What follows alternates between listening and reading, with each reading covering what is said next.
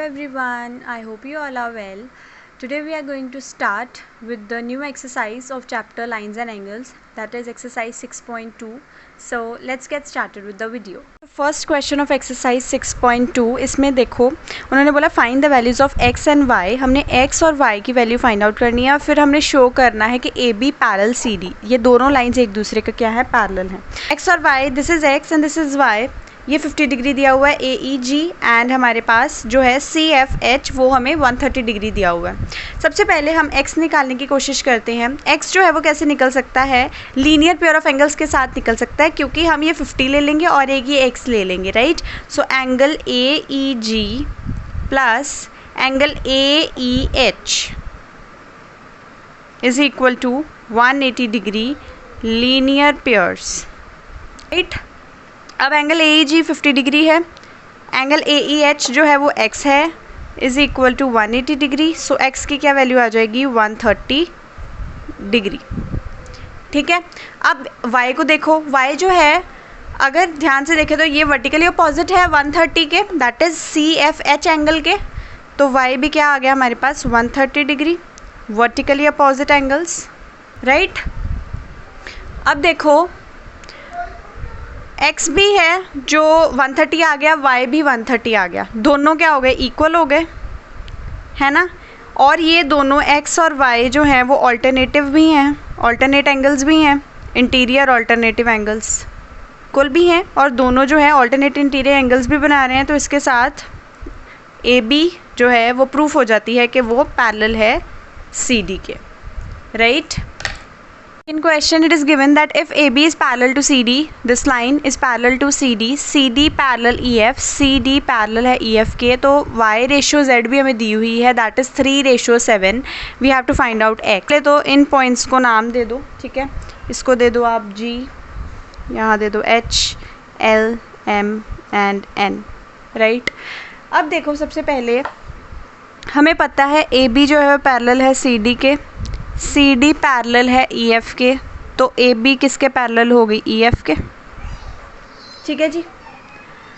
अब देखो अगर ध्यान से देखें तो जो x है वो z के क्या है, alternate interior angles, x is equal to z. और एक और चीज़ देखो, x प्लस वाई, ये दोनों अगर हम करेंगे x plus Y is equal to 180 degree. इसका रीज़न क्या आएगा हमारे पास, on the same side of the transversal, right. ये ऊपर वाली है, इसको इक्वेशन नंबर 1 दे दो, इसको x plus Y is equal to 180 degree, इन दोनों को दे दो सेकेंड इक्वेशन, ठीक है. जब हम इन दोनों को इक्वेट करेंगे, अब देखो x plus Y is equal to 180 degree है, x की जगह हम z भी लिख सकते हैं ना. सो ये क्या आ गया हमारे पास, z plus Y is equal to 180 degree, right. अब देखो हमें z y रेशो z जो है वो दी हुई है, दैट इज़ 3:7. इनका टोटल हो गया 10, ठीक है ना. सो अगर हमने y फाइंड आउट करना है, सो 3/10 इंटू 180 डिग्री, ओके. सो इसका आंसर आ जाएगा हमारे पास 54 डिग्री कटिंग करके. एंड अगर z निकालना है तो 7/10 इंटू 180 डिग्री, ये आपके पास आ जाएगा सॉल्व करके 126 डिग्री. तो हमने निकाला था x, और x किसके इक्वल है, z के. So x is equal to z is equal to 126 degree, right. Question, it is given that AB is parallel to CD, EF that is EF, okay, this is parallel to CD, and GED angle GED full, ये पूरा का पूरा दिया हुआ है 126 degree. Find angle AGE, GEF and FGE, okay. We have to find out all these, ठीक है. अब देखो ध्यान से, अगर AGE और GED को देखें तो ये क्या बना रहे हैं, alternative interior angles. So angle AGE is equal to angle GED, alternate interior angles. Angle GED 126 degree है अगर, तो एंगल AGE वो भी क्या आ जाएगा, 126 डिग्री. दिस वन, ये निकल गया फर्स्ट वन. अब हमने निकालना है GEF. इसका देखो GEF और FED है ना। 126 डिग्री जो है वो एक हिसाब से जो है दो पार्ट्स का है, एक GEF इसकी कुछ और वैल्यू है और FED की हमें वैल्यू पता है। कैसे पता है? क्योंकि ये परपेंडिकुलर है, किसके? CD के परपेंडिकुलर है, इसका मतलब इसकी वैल्यू 90 डिग्री होगी, ठीक है। So angle GEF plus angle FED ये पूरा बन रहा है हमारे पास GED। सो GEF की वैल्यू हमें नहीं पता, FED की वैल्यू हमें पता है एंड GED की भी पता है, that is 126 degree. So angle GEF क्या आ जाएगा? 126 डिग्री माइनस 90 डिग्री, तो इसकी वैल्यू आ जाएगी आपके पास 36 डिग्री। ओके, अब हमारे पास GEF निकालना था, GEF भी निकल गया। अब रहता है हमारे पास FGE, वो कैसे निकलेगा? अब देखो, अगर हम ये सारा, ये एक लाइन है, स्ट्रेट लाइन है ना, इस पे एक ये एंगल आ रहा है, एक ये वाला और एक ये वाला, हमारे पास ये भी निकल गया, ये सेंटर वाला भी निकल गया, अब ये वाला रह गया। GEC plus angle GEF plus angle FED is equal to 180 degree, right. ये सारे के सारे जो एंगल्स है वो एक स्ट्रेट लाइन के ऊपर है। सो GEC की value we don't know, GEF की वैल्यू 36 डिग्री, FED की value that is 90 degree is equal to 180 degree. GEC की वैल्यू आ जाएगी 54 डिग्री। अब GEC दैट इज़ GEC ये आ गया 54। अब देखो FGE निकालना ना हमने, FGE, तो ये वाला एंगल और ये वाला एंगल अगर हम देखें तो ये ऑल्टरनेट एंगल्स बन रहे हैं ना, तो एंगल FGE भी क्या हो जाएगा? 54 degree. Reason is the alternate angles, right. This is question number 4th. If PQ is parallel to ST, angle PQR is given to you 110 degree PQR and RST is given to you 130 degree. We have to find out QRS, that is this one. This angle we have to find out. सबसे पहले construction कर लो।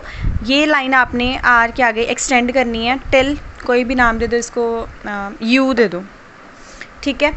सो अब देखो, सबसे पहले तो हम क्या करेंगे, देखो RST और SRU, मतलब ये दोनों एंगल ले लेते हैं, एक ये वाला और एक ये वाला। हमें ये एंगल निकालना है ना, तो हमने ये वाला एंगल अगर निकल गया ना, तो फिर ये 110 डिग्री को हम यूज़ करके ना ऑल्टरनेट एंगल्स बना सकते हैं, ठीक है। सो देखो, ये आ जाएगा RST plus angle SRU is equal to 180 degree. This one ये लिया हमने RST एंड SRU। सो ये दोनों एंगल्स लिए हैं। RST is 130 degree, so SRU की वैल्यू हमारे पास क्या आ जाएगी? 50 डिग्री। ओके, सो SRU आ गया 50 डिग्री। अब देखो हमारे पास QRU जो है वो PQR के इक्वल हो सकता है, ऑल्टरनेटिव इंटीरियर एंगल्स। सो PQR किसके इक्वल हो सकता है? QRU के, मतलब ये 110 डिग्री और ये टोटल, ओके, ये 110 डिग्री।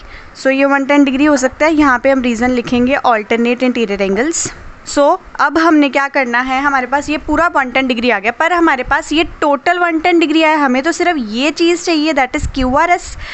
मतलब हम अब क्या करेंगे, एंगल QRU जो है वो बन रहा है QRS को मिला के प्लस SRU को, SRU।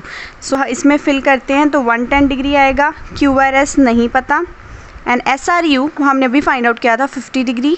सो QRS की वैल्यू आ जाएगी 60 डिग्री। मतलब ये इतना पोर्शन की वैल्यू हमारे पास आ गई, ये वाले की 60 डिग्री, यही हमने फाइंड आउट करना था, राइट। फिफ्थ क्वेश्चन है if AB parallel CD, angle APQ is given to you 50 degree, this one, angle PRD is given to you 127 degree. We have to find out x and y, x here and y here, ठीक है। हमने x और y की value find out करनी है। सबसे पहले हम क्या करेंगे, एंगल APQ को देखो और ये x को देखो, ये कौन से एंगल्स बना रहे हैं? Alternate interior angles. So angle APQ is equal to x is equal to 50 degree. Reason is alternate interior angles. इसकी x की हमारे पास वैल्यू आ गई 50 डिग्री, x निकल गया। अब हमने निकालना है y।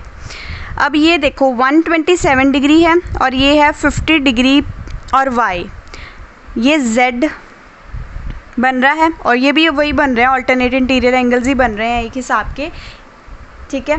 तो ये भी हम ले सकते हैं, ठीक है। कैसे?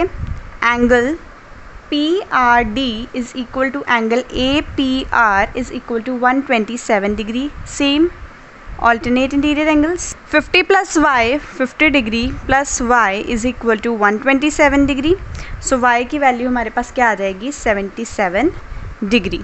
Question, PQ and RS are two mirrors parallel to each other. PQ और RS जो हैं वो दो मिरर्स हैं जो कि एक दूसरे के पैरेलल हैं। उन्होंने बोला कि इंसिडेंट रे, ठीक है, रे आई AB जो कि टकराई किसको? PQ मिरर को टकराई, ठीक है, उसको टकरा के वो रिफ्लेक्ट बैक कर गई, ठीक है, उससे रिफ्लेक्ट की वो, फिर बाद में वो BC रे के अलॉन्ग टकराई किसको? RS को, RS मिरर को, एंड फिर से वो क्या करी? रिफ्लेक्ट बैक हो गई अलॉन्ग CD, रे CD, ठीक है। सो उन्होंने यही लिखा है, an incident ray AB strike करा मिरर को PQ मिरर को एट B पॉइंट के ऊपर। रिफ्लेक्टेड रे अब ये रिफ्लेक्ट हो गई, मूव करी along the path BC path पे, एंड स्ट्राइक करा मिरर RS को at point C, this one, and again reflects back to CD के अलॉन्ग फिर से रिफ्लेक्ट बैक हो गई। We have to prove that AB is parallel to CD. These two lines are parallel. We have to prove this one. Okay. So हम ये कैसे prove करेंगे? सबसे पहले एक कंस्ट्रक्शन कर लो, यहाँ पे एक छोटी सी लाइन ड्रॉ कर लो परपेंडिकुलर, और यहाँ पे, ठीक है। सो यहाँ पे लिख दो आप L एंड यहाँ पे लिख दो M। ओके, हमने क्या करा? हमने अभी BL को परपेंडिकुलर कर दिया PQ के, दिस वन परपेंडिकुलर कर दिया PQ के, एंड CM को परपेंडिकुलर कर दिया RS के, ठीक है। PQ पैरेलल RS हमें गिवन है, ठीक है। BL पैरेलल CM हमने बना लिया, BL is parallel to CM, right. अब ध्यान से देखो, LBC और MCB, this angle and this angle, ये दोनों इक्वल होंगे, ठीक है। क्या reason? alternate angles, okay, so angle LBC is equal to angle MCB, ठीक है। इसको फर्स्ट नंबर दे दो। अब देखो, जब भी कोई रे टकराती है, ठीक है, ये उसका एंगल ऑफ इंसिडेंस हो जाता है, ये एंगल ऑफ रिफ्लेक्शन, राइट, ये तो हमें पता ही है, ठीक है। सो ये एंगल और ये एंगल क्या होंगे? दोनों इक्वल होंगे, मतलब ABL and LBC, right. So ABL is equal to LBC, यहाँ पे रीज़न लिखोगे angle of incidence is equal to angle of reflection, right. इसको दे दो इक्वेशन नंबर 2। सेम वे इस साइड पे भी अगर हम देखें तो ये हमारे पास क्या बनेगा? MCB and MCB is equal to MCD, इसको दे दो इक्वेशन नंबर 3। अब 1, 2 और 3 ये तीनों इक्वेशंस जब हमने देखो तो क्या बचता है? LBC कट गए, MCB ये भी कट गए हमारे पास। फ्रॉम 1, 2, 3 क्या बचा? ABL और एक बचा MCD। So ABL is equal to MCD आ गया। ABL एंड MCD मतलब ये एंगल और ये angle, this one and this one, ये क्या आ गए? एक दूसरे के इक्वल आ गए। इसको दे दो इक्वेशन नंबर 4, राइट। अब हमने क्या करना है? इक्वेशन फर्स्ट को और इक्वेशन फोर्थ को एडिंग 1 एंड 4th, इन दोनों को ऐड करेंगे तो आएगा LBC plus angle ABL is equal to angle MCB plus angle MCD। अब देखो, इनको ऐड करके देखो, LBC ये है, ABL ये है, फुल क्या बन गया? ABC, ठीक है, मतलब ये पूरा एंगल बन गया। अनदर दूसरी साइड पे MCB प्लस MCD, सो ये भी पूरा एंगल बन गया। ये क्या बन गया? BCD, मतलब ये पूरा एंगल ये पूरे एंगल के क्या हो गया? इक्वल हो गया। मतलब ये कौन से एंगल बन गए? इंटीरियर एंगल्स बन गए, ऑल्टरनेट इंटीरियर एंगल्स बन गए ये, ठीक है।